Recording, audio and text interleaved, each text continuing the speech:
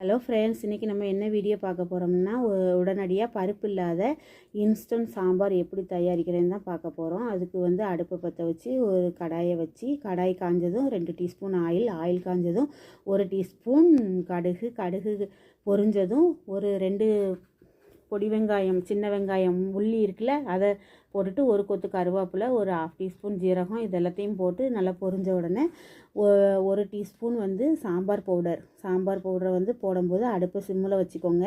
போட்டுட்டு அது கூட 1/4 டீஸ்பூன் பெருங்காயத்தூள், அப்புறம் 1/4 டீஸ்பூன் மஞ்சள் தூள், இது எல்லாத்தையும் போட்டு நல்லா வதக்கணும். அப்புறம் ஏற்கனவே நம்ம 4 பல்லாரி, 3 தக்காளி, 2 காஞ்ச மிளகா, இது 10 பல் பூண்டு, இது எல்லாத்தையும் சேர்த்து எண்ணெயில் வதக்கி அப்புறம் ஆற வச்சு அதை அரைச்சி வச்சுருக்குறோம். அந்த பேஸ்ட்டையும் இது கூட சேர்த்து கொட்டிக்கிடணும்.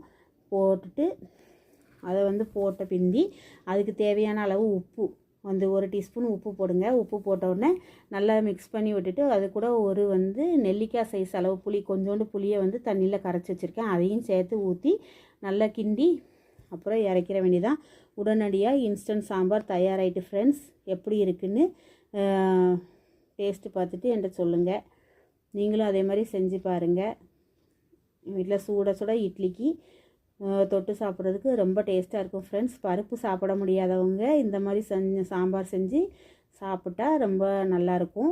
சாம்பார் சாப்பிட்ட ஃபீல் வரும், ரொம்ப டேஸ்ட்டாகவும் இருக்கும்.